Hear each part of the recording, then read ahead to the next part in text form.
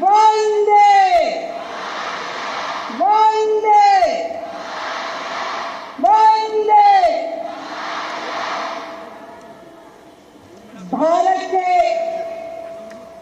लोकतंत्र को, भारत के संविधान को और मेरे भारत की जनता को और मेरे दिल्ली के सभी भाई बहनों को, युवाओं को मेरा बहुत बहुत प्रणाम। और आप सभी को आज 77वें गणतंत्र दिवस की बहुत ढेर सारी बधाई, बहुत ढेर सारी शुभकामनाएं।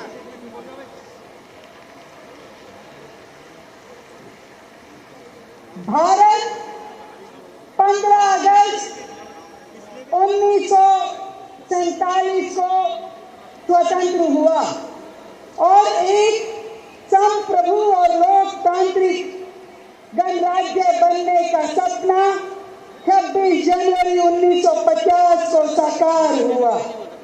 ये वो ऐतिहासिक दिन था जब भारत ने अपना संविधान अपनाया और स्वयं को जनता के द्वारा, जनता के लिए और जनता का राज घोषित किया। मेरे प्रिय दिल्ली वासियों, 26 जनवरी 1950 की वो ऐतिहासिक सुबह भारत के भविष्य की दिशा तय करने वाली सुबह थी।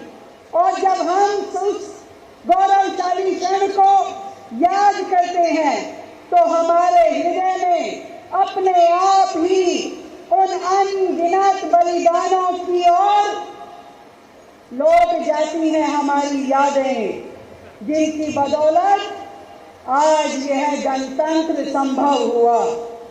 लता मंगेशकर जी की वो स्वर श्रद्धांजलि मुझे आज भी भीतर तक झंझोड़ देती है, जब उन्होंने वो गीत गाया था कि ऐ मेरे वतन के लोगों, जरा आंख में भर लो पानी, जो शहीद हुए हैं उनकी जरा याद करो कुर्बानी।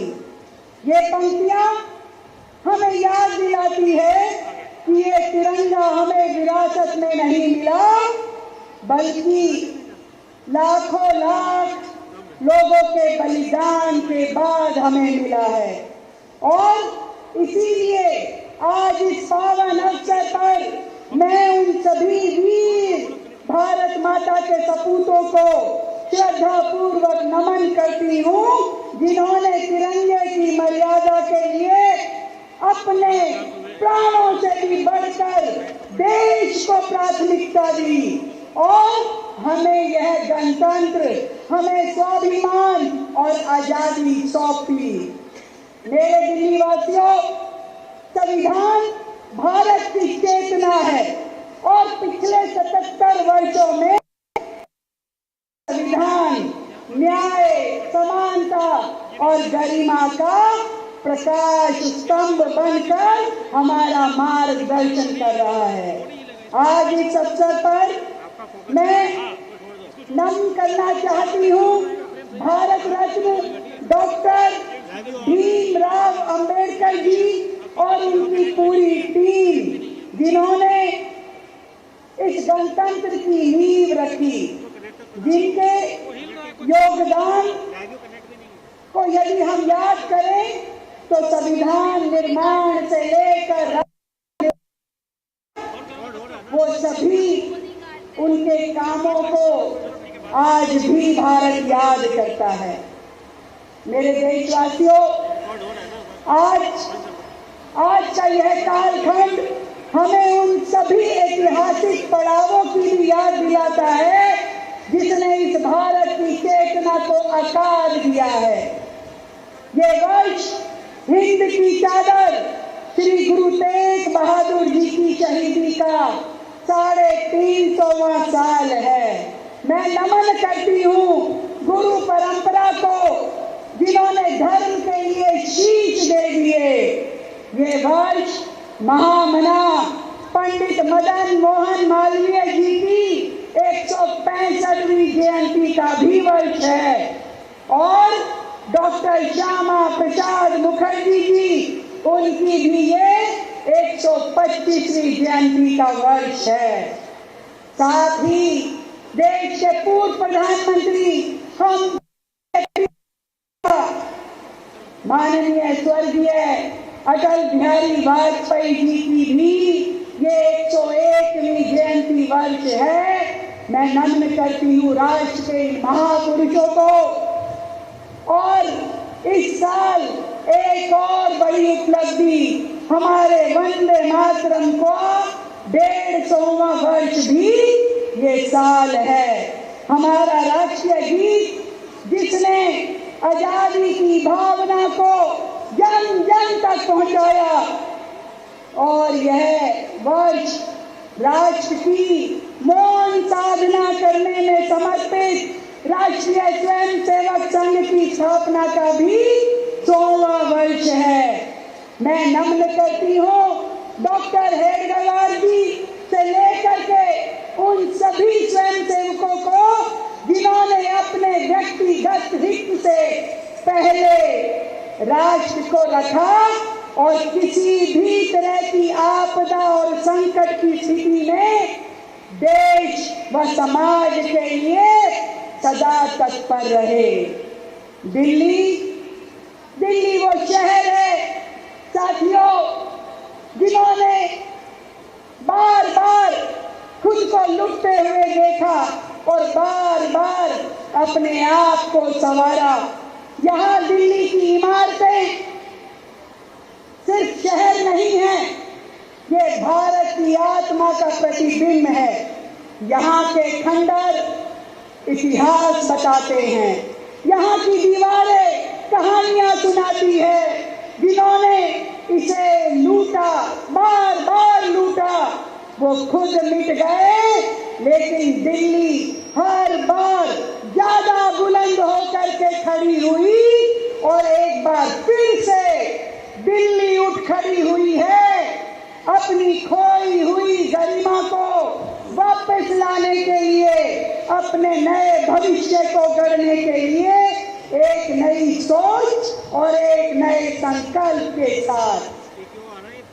भारत के यशस्वी प्रधानमंत्री नरेंद्र मोदी जी के विजन 2047 से जुड़कर विकसित भारत के संकल्प के साथ विकसित दिल्ली बनाने की दिशा में हमारी दिल्ली की सरकार लगातार और तेजी से काम कर रही है।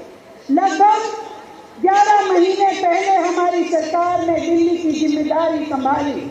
उस समय हमारे सामने अनेकों चुनौतियां थी, पर लेकिन सबसे बड़ी चुनौती थी कि सालों से व्यवस्था के ऊपर जमी हुई धूल और रुकावटें।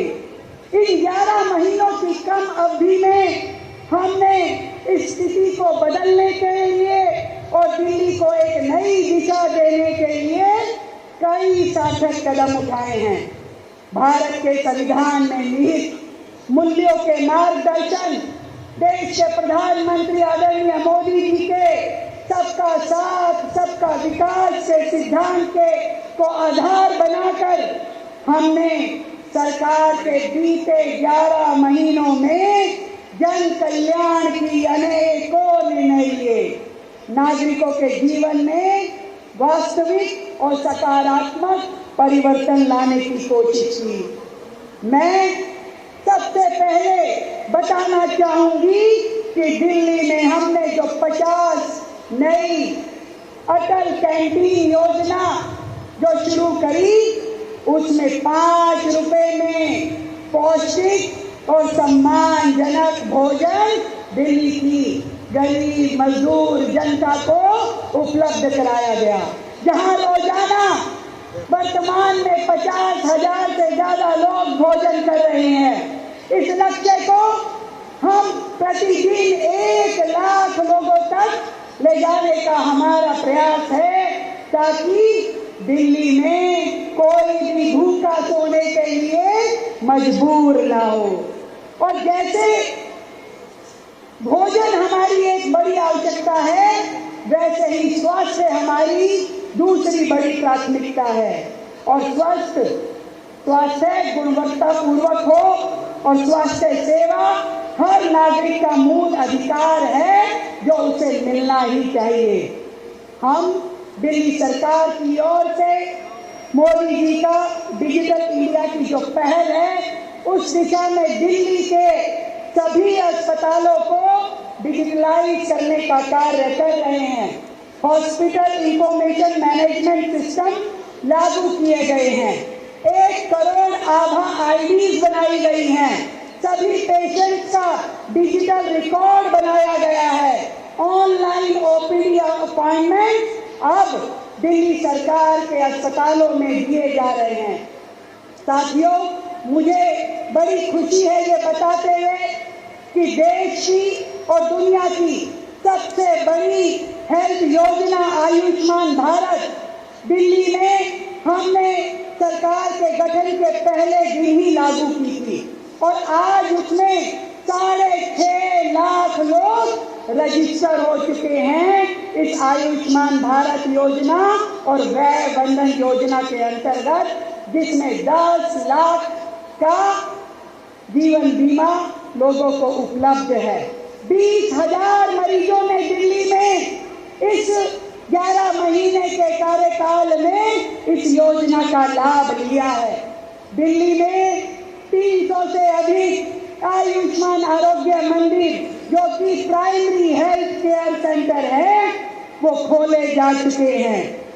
5 नए अस्पतालों के ब्लॉक खोले गए हैं, ओपीडी ब्लॉक जिसमें महत्वपूर्ण है।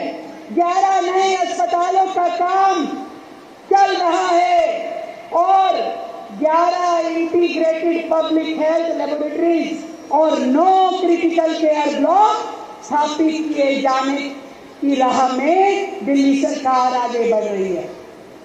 दिल्ली में नेशनल आयुष मिशन के माध्यम से दिल्ली स्टेट आयुष सोसाइटी का गठन किया गया है। 53 नई एम्बुलेंसेज जोड़ी गई हैं। 150 नई डायलिसिस मशीनें लगाई गई है। साथ ही जिस भी अस्पताल में जिन भी नई मशीनों की जरूरत है वहां उसे उपलब्ध कराने की दिशा में काम चल रहा है। 4000 नए डॉक्टर एवं पैरामेडिकल पोस्ट अप्रूव कर दी गई है। 1300 नई नर्सिंग और पैरामेडिकल स्टाफ लगाए जा चुके हैं। हमारा लक्ष्य है कि दिल्ली में बेहतरीन मेडिकल मशीन्स हो, नए ओपी हो, आईसीयू हो, बेहतर इंफ्रास्ट्रक्चर हो और बेस्ट हेल्थ केयर इक्विपमेंट के माध्यम से दिल्ली AAA हेल्थ मॉडल पे आगे बढ़े। AAA यानी एडवांस, अफोर्डेबल और एक्सेसिबल हेल्थ केयर। साथियों, हमें मालूम है कि दिल्ली की जरूरतें बहुत हैं, क्योंकि सालों से दिल्ली की अनदेखी की गई। इसके लिए हमने अपनी एजुकेशन के लिए अपने पूरे बजट का 21% शिक्षा के लिए रखा और लगातार दिल्ली के सभी स्कूल बेहतरीन हो, हर स्कूल में स्मार्ट क्लासेस हो, डिजिटल लाइब्रेरी हो, कंप्यूटर लैब हो, लैंग्वेज लैब हो, स्पोर्ट्स ग्राउंड हो, इसके लिए काम किया जा रहा है।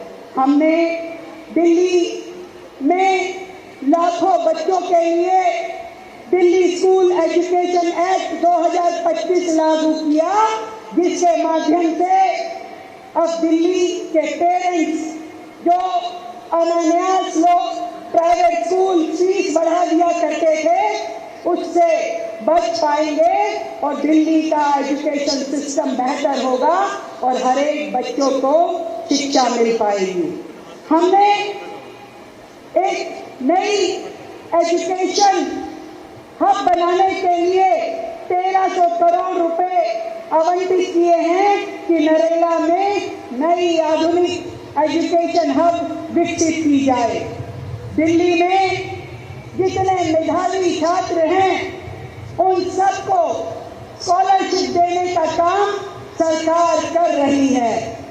1200 10th और 11th के स्टूडेंट, टॉपर स्टूडेंट को लैपटॉप भी सरकार की ओर से दिया जाना है। मुझे इस बात की खुशी है कि दिल्ली अब केवल देश की राजधानी नहीं है, बल्कि आइडियाज की राजधानी बन रही है। दिल्ली के लिए नई स्टार्टअप पॉलिसी बनाई जा रही है, जिसका लक्ष्य है कि दिल्ली ग्लोबल इनोवेशन हब बने, जहां दिल्ली का कॉलेज, रिसर्च सेंटर और मार्केट मिलके ऐसे स्टार्टअप खड़े करें जो दुनिया को सर्विस दे और दिल्ली के युवाओं को नए अवसर दे, रोजगार दे। दिल्ली के बच्चे 21वीं सदी की तकनीक से जुड़ेंगे और दिल्ली विकसित दिल्ली बनेगी। साथियों, आदरणीय प्रधानमंत्री नरेंद्र मोदी जी के नेतृत्व में खेल आज राष्ट्र निर्माण का एक बहुत ही महत्वपूर्ण माध्यम बन गया है और दिल्ली सरकार भी अपने खिलाड़ियों के साथ हर कदम खड़ी है, चाहे उनके सम्मान का सवाल हो, सुविधाओं की बात हो या भविष्य की तैयारी हो।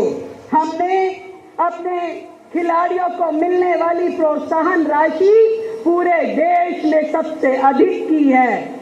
अब ओलंपिक, पैरा ओलंपिक में गोल्ड जीतने वाले बच्चों को 7 करोड़ रुपए का प्राइज दिया जाएगा।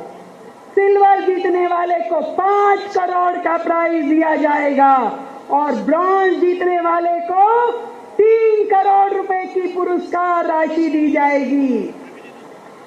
खुश हैं बच्चे हमारे? तो एक बार जोरदार ताली बजा के दिखाइए। इसके अलावा एशियाई खेल, राष्ट्रमंडल खेल, नेशनल प्रतियोगिताओं में भाग लेने वाले सभी खिलाड़ियों की भी पुरस्कार राशि को बढ़ाया गया है। मुझे ये बताते हुए बहुत खुशी हो रही है कि दिल्ली में स्पोर्ट्स इंफ्रास्ट्रक्चर बढ़ाने के लिए हमने मुंडका में एक नई और दिल्ली की पहली इंटरनेशनल स्टैंडर्ड पे बनाई जाने वाली दिल्ली स्पोर्ट्स यूनिवर्सिटी का काम शुरू किया है, जो दिल्ली के लिए बेहतर स्पोर्ट्स फैसिलिटी लेके आएगी। साथियों, प्रधानमंत्री नरेंद्र मोदी जी जब विकसित भारत की बात करते हैं तो उसमें विकसित दिल्ली भी आती है और इसीलिए दिल्ली की अच्छी और बेहतर सड़कें, पब्लिक ट्रांसपोर्ट, साफ पानी और आधुनिक नागरिक सुविधाएं, इन सब को ध्यान में रखते हुए दिल्ली सरकार ने 2025-26 में अपने कैपिटल एक्सपेंडिचर को रिवाइज करते हुए दुगना कर दिया है, यानी 30,000 करोड़ अब दिल्ली में कैपिटल एक्सपेंडिचर पे खर्च किया जाएगा। हमने रिजर्व बैंक ऑफ इंडिया के साथ MOU साइन किया है, जिसमें यह सुनिश्चित किया गया है कि दिल्ली में विकास कार्यों के लिए जितनी भी हमें धनराशि की जरूरत पड़ेगी, कभी उसमें कमी ना आए। दिल्ली का विकास कभी रुके नहीं और इसीलिए हमने बेहतर दिल्ली बनाने के लिए दिल्ली का ट्रांसपोर्टेशन सिस्टम ये लक्ष्य तय किया है कि 3 साल में 100% public transport buses emission free electric fleet में तब्दील कर दी जाएंगी और इस लक्ष्य के अंदर 11,000 इलेक्ट्रिक बसेस दिल्ली में मिले, इसके लिए व्यवस्थाएं खड़ी कर दी गई हैं। मैं इन इलेक्ट्रिक बसेस के साथ साथ जो इंफ्रास्ट्रक्चर इन्हें मेंटेन करने के लिए जरूरी है, नए चार्जिंग स्टेशन, नए बस डिपोज, इन सब पे भी तीव्र गति से काम हो रहा है। और दिल्ली की जनता को ये बताते हुए मुझे खुशी हो रही है कि दिल्ली के सभी ISBTs को रीडेवलप किया जाएगा। दिल्ली की मेट्रो जो अभी वर्तमान में 394 किलोमीटर चलती है, उसे 500 किलोमीटर तक लेके जाया जाएगा। और जो बजट हमने साल के शुरू में 3000 करोड़ मेट्रो पे खर्च करने का सोचा था, उसे अब हम 5000 करोड़ पे लेके जा चुके हैं। नए रूट, नए कॉरिडोर, इन सबको सैंक्शन और बजट दोनों दिए जा चुके हैं। हम लास्ट माइल कनेक्टिविटी जो पब्लिक ट्रांसपोर्ट के साथ जरूरी है, उस पे भी बेहतरीन काम कर रहे हैं। 7 मीटर की EV बसेस, ई-टैक्सी, ई-ऑटो, ये सब दिल्ली की जनता को मिले ताकि पब्लिक ट्रांसपोर्ट का बेहतरीन उपयोग हो सके। इसके लिए दिल्ली काम कर रही है। दिल्ली में रैपिड रेल ट्रांसपोर्ट के माध्यम से दिल्ली मेरठ की तैयारी हो चुकी है। अब दिल्ली NCR की कनेक्टिविटी हमें रैपिड रेल के माध्यम से भी मिल सकेगी। दिल्ली में सिंगल मोबिलिटी कार्ड भी दिया जा रहा है। विशेष रूप से महिलाएं जिनको हमने बसेस में निशुल्क ट्रैवल दिया है, फ्री ट्रैवल दिया है, उनको हम पिंक कार्ड दे रहे हैं। और ना केवल महिलाओं को, बल्कि दिल्ली में रह रहे ट्रांसजेंडर्स को भी ये पिंक कार्ड दिया जाएगा। जो व्हीकल दिल्ली की सड़कों पे चल रहे हैं, उनकी फिटनेस को चेक करने के लिए दिल्ली में नए स्टेशन बनाए जा रहे हैं। मैं धन्यवाद इस मंच से करना चाहती हूं देश की केंद्र सरकार का, प्रधानमंत्री नरेंद्र मोदी जी का, जिन्होंने दिल्ली के इंफ्रास्ट्रक्चर के लिए बेहतरीन सहयोग हमें दिया। उसमें Dwarka expressway, UER to Delhi Dehradun express जैसे रोड जो दिल्ली की सड़कों को जोड़ते हुए बनाए गए हैं, ये हमारे दिल्ली के डीकंजेशन में अत्यधिक बनाए गए हैं। ये हमारे दिल्ली के डीकंजेशन में अत्यधिक मदद करने वाले हैं। और इसके लिए दिल्ली सरकार भी लगातार काम कर रही है। नए फ्लाईओवर, नए underpass, foot over bridge, elevated road बनाने की दिशा में दिन रात काम चल रहा है। साथियों, दिल्ली की बात जब हम करते हैं तो दिल्ली की जनता के मन में हमेशा एक चीज और रहती है, सेफ सिटी।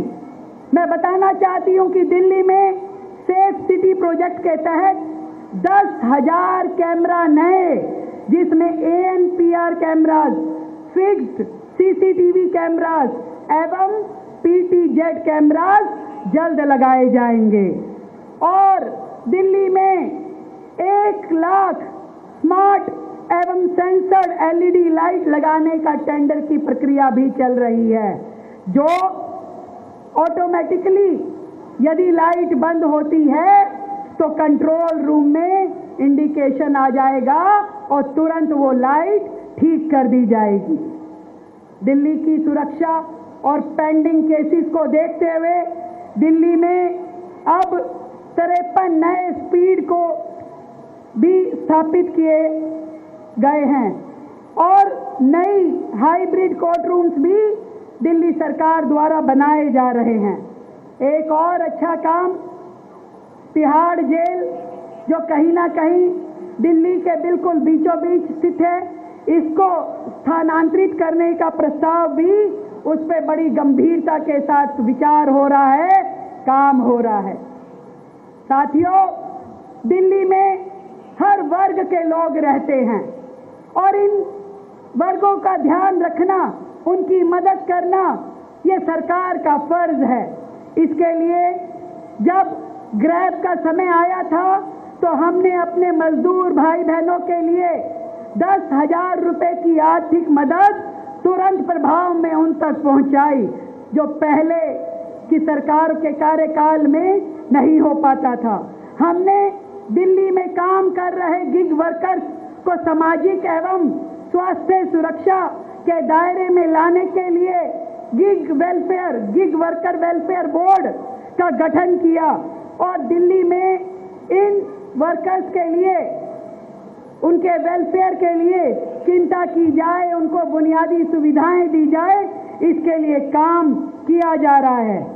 मैं अपनी उन मजदूर बहनों की भी बात करना चाहूंगी जब अपने रोजगार पे, अपने काम पे मजदूरी के लिए वो जाती हैं और अपने छोटे बच्चों की चिंता उन्हें रहती है कि इन्हें कहाँ पे मैं छोड़ के जाऊं। ऐसी सभी मजदूर बहनों के लिए दिल्ली सरकार ने 500 पालना क्रच केंद्र बनाए हैं, जहां पे अब ये मजदूर बहन अपने बच्चों की देखरेख कर सकती हैं। दिल्ली में बुजुर्गों के लिए पेंशन, नई 50,000 पेंशन और खोली गई और इसी तरीके से हमने बुजुर्गों के लिए नए वरिष्ठ नागरिक केंद्र जैसे सावित्री भाई फुले सीनियर सिटीजन होम, अटल दृष्टि होम, अटल आशा होम, इस तरह के केंद्र बना करके बुजुर्गों को एवं संवेदनशील वर्गों को सुविधा देने का प्रयास किया है। यदि मैं जब हर वर्ग की बात करती हूं तो गांव देहात की बात करनी भी बहुत जरूरी है। दिल्ली का विकास गांव देहात के विकास के बिना संभव नहीं है और इसके लिए हमने जो दिल्ली विलेज डेवलपमेंट बोर्ड पिछली सरकारों के समय में अकर्मण्य हो गया था, उसे रिवाइव किया और 1700 करोड़ रुपए के काम इस बार हमने दिल्ली के विकास के लिए, गांव के विकास के लिए लगाए। साथ ही झुग्गी क्लस्टर जो पिछली सरकारों के लिए केवल वोट बैंक था, हमने झुग्गी बस्तियों में 700 करोड़ रुपए का फंड दिया, जिसके माध्यम से वहां पे नए शौचालय, गली नाली, खड़ंजा पार्क इत्यादि ये सारी चीजें बनाई जा रही हैं। हमने 1984 के सिख दंगों के पीड़ित परिवार, उनको भी मदद की, जो सरकारी नौकरी देने का वायदा वर्षों से लंबित था, उसे पूरा करना शुरू किया। हमने जम्मू कश्मीर के प्रवासी भारतीयों के लिए वन टाइम रिलीफ की योजना को भी क्रियान्वित किया। यहाँ तक कि कोविड के समय में जिन सरकारी कर्मचारी अधिकारियों की डेथ हुई, जो उनका कंपनसेशन बाकी था, उसे भी सरकार ने दिया। जब मैं मानव की बात करती हूँ तो अपनी दिल्ली के पशुधन की बात करना भी बहुत जरूरी है और मानव सृष्टि के साथ साथ प्रकृति पशुधन संवर्धन भी दिल्ली सरकार के लिए बहुत महत्वपूर्ण लक्ष्य है। हमने दिल्ली में 10 नई गौशालाएं बनाने की तैयारी की है, उनके लिए जगह चिन्हित कर ली गई है, जिनमें लेटेस्ट सुविधाओं के साथ biogas plant, village life experience भी प्लान किया गया है। हमने स्ट्रे डॉग्स के लिए अत्याधुनिक और सेफ शेल्टर बनाने का काम शुरू किया है और इन्हीं स्ट्रे डॉग्स के लिए स्टरलाइजेशन, वैक्सीनेशन की बेहतर व्यवस्था हो, हमारे सारे वेटनरी हॉस्पिटल और उनके अंदर फैसिलिटीज पूरी तरीके से व्यवस्थित हो, इसके लिए सरकार प्रतिबद्ध है और लगातार काम कर रही है। साथियों, गणतंत्र दिवस का यह दिन हमें इस फर्ज को याद दिलाता है कि हमारी अपने शहर के प्रति और क्या क्या जिम्मेदारियां हैं। जब देश के यशस्वी प्रधानमंत्री के नेतृत्व में भारत दुनिया की चौथी सबसे बड़ी अर्थव्यवस्था बनता है, तो दिल्ली को भी देश का सबसे सशक्त आर्थिक केंद्र बनाना बहुत जरूरी है और इसी के लिए हमने दिल्ली का जो बजट है वो 75,000 करोड़ से बढ़ा के इस साल 1 लाख करोड़ पे हम लेके गए थे, क्योंकि नागरिकों के जीवन को प्रभावित करने वाली वो सारी सुविधाएं, वो सारा इंफ्रास्ट्रक्चर, चाहे वो शिक्षा है, स्वास्थ्य है, महिलाओं का सशक्तिकरण है, साफ पीने का पानी है, बिजली है, सड़कें हैं, इंडस्ट्रीज है, ये सारी चीजें देना बहुत जरूरी है। आज की इन जरूरतों को पूरा करना बहुत जरूरी है। इसलिए हमने अपने इस 11 महीने के कार्यकाल में ease of doing business, single window system, सरल लाइसेंसिंग प्रक्रियाओं को उन पे जोर दिया। हमने 75 ई डिस्ट्रिक्ट सुविधाओं को सिटीजन सर्विस सेंटर से जोड़ा ताकि नागरिकों की दिक्कतों को खत्म किया जा सके। हमने व्यापार को और संस्थानों को 24/7 चलाने की परमिशन दी ताकि दिल्ली का वर्क कल्चर डिफरेंट हो। मैं जरूर बताना चाहूंगी कि दिल्ली में वर्षों से लंबित वेयर हाउसिंग एवं लॉजिस्टिक पॉलिसी, इसको बनाने की दिशा में भी दिल्ली सरकार काम कर रही है। पूरा का पूरा दिल्ली में ऐसी व्यवस्थाएं खड़ी करनी है जिसे logistic hub, green freight corridor, tech आधारित सिस्टम से दिल्ली में ट्रैफिक भी कम हो, व्यापार में भी आसानी हो, प्रदूषण भी घटे और दिल्ली के व्यापारी लाभान्वित हों। मैं जब बात करती हूं भारत की, और भारत को जब $30 ट्रिलियन की अर्थव्यवस्था के रूप में पूरा विश्व देखता है, तो दिल्ली भी भारत की ग्रोथ का केंद्र बनता है। दिल्ली में manufacturing support system, MSMEs, industrial cluster, global supply, connectivity, Bharat की औद्योगिक छलांग में निर्णायक भूमिका निभाने की दिशा में हम बढ़ रहे हैं। मैं जरूर चर्चा करना चाहूंगी भारत यूरोप ट्रेड डील का, जिसको कहा जा रहा है mother of all trade deals. Delhi के लिए ये सिर्फ एक विदेश नीति नहीं है, इससे दिल्ली के MSMEs को 450 मिलियन यूरोपीय उपभोक्ताओं तक आसान पहुंच मिलेगी। दिल्ली में बने प्रोडक्ट्स, डिजाइन, सर्विसेज अब लोकल मार्केट से सीधा ग्लोबल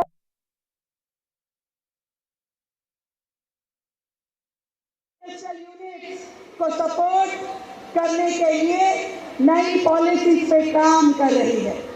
हमारे युवाओं को बेहतर रोजगार मिले, और मोदी जी ने जो मंत्र हम सबको दिया है, विकास भी और विरासत भी, इस विजन पे भी लगातार सरकार काम कर रही है।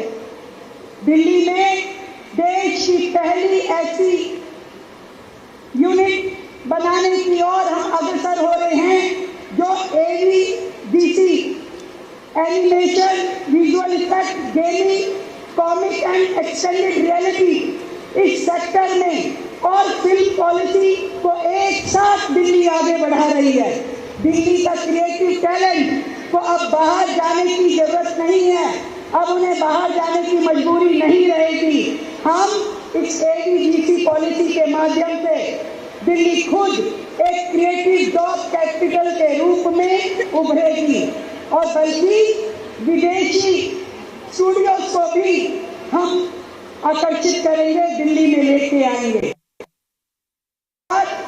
सेंट्रल गवर्नमेंट के national centre of excellence for AVDC का रीजनल सेंटर भी दिल्ली में बनाएगी।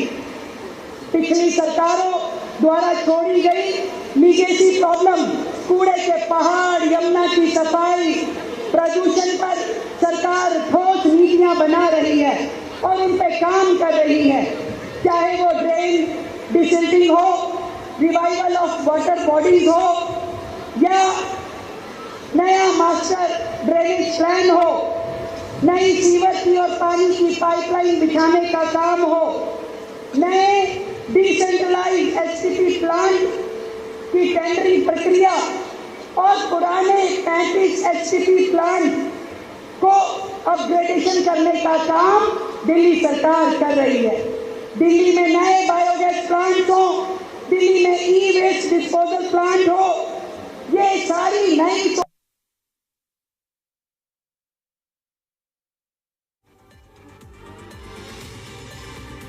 कि हमारी दिल्ली ग्रीन एनर्जी के साथ जुड़े, और इसके लिए हमने अपनी सभी गवर्नमेंट बिल्डिंग्स को सोलर प्लांट उन पे लगाए हैं और एक नई सोलर पॉलिसी भी सरकार लेके आई है जिसमें एग्रीकल्चर लैंड पर अब सोलर प्लांट लगाए जा सकेंगे और हमारी इंडस्ट्रीज को इसका पूरा लाभ मिलेगा।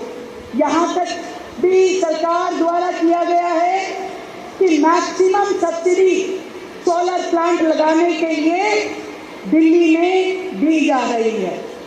साथियों, पर एक बात जरूर मैं कहना चाहूंगी कि दिल्ली सरकार अकेले दिल्ली को विकसित करने का सपना साकार नहीं कर सकती।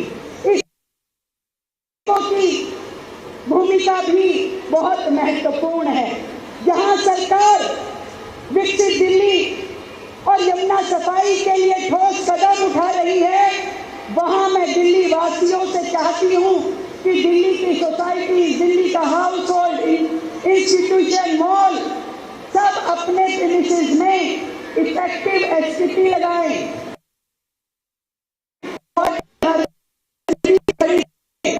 ताकि सरकार के ऊपर जो वर्कलोड है वो डिस्ट्रीब्यूट हो सके। जहां सरकार पब्लिक ट्रांसपोर्ट और लास्ट माइल कनेक्टिविटी पर मिशन मोड पे काम कर रही है, वहीं दिल्ली वासियों को अपने प्राइवेट व्हीकल को क्लीन फ्यूल पे लेके जाना पड़ेगा। अपने व्हीकल की फिटनेस, पॉल्यूशन पे ध्यान देना होगा और कोशिश करनी होगी कि हम सब लोग मिलकर के पब्लिक ट्रांसपोर्ट का उपयोग कर सकें, तभी दिल्ली बेहतर होगी और पॉल्यूशन को कम किया जा सकेगा। एक और, जहां सरकार फॉरेस्ट नोटिफिकेशन और न्यू फॉरेस्ट डेवलपमेंट पर काम करेगी, तो जनता से मैं उम्मीद करती हूं कि वो अपने आस-पास पेड़ पौधे लगाएं। और एक और, जहां सरकार एमसीडी के साथ मिलकर के दिल्ली की सफाई व्यवस्था को दुरुस्त करने के लिए काम करेगी, तो भी स्वास्थ्य का ध्यान रखे और अपने आसपास गंदगी ना फैलने दे। इतना कह सकती हूं मैं आप सबको कि दिल्ली की असली उड़ान अभी बाकी है, सपनों का इम्तिहान अभी बाकी है, अभी तो नापी है मुट्ठी भर जमीन। साथियों, अभी पूरा आसमान अभी बाकी है, पूरा आसमान अभी बाकी है। दिल्ली को हमें लंदन और पेरिस नहीं, दिल्ली को हमें अपने सपनों की दिल्ली बनाना है, तो बनाएंगे। दिल्ली को अपने सपनों की दिल्ली बनाएंगे, मिलकर काम करेंगे, अपनी जिम्मेदारी निभाएंगे, मिल करके अपनी दिल्ली को बेहतर दिल्ली, विकसित दिल्ली, हरित दिल्ली बनाएंगे। आज का ये सुंदर दिन, इससे बड़ा दिन कोई नहीं हो सकता, जहां हम अपने अधिकारों के साथ साथ अपने कर्तव्यों की भी बात करें। आज मेरी ओर से फिर से गणतंत्र दिवस की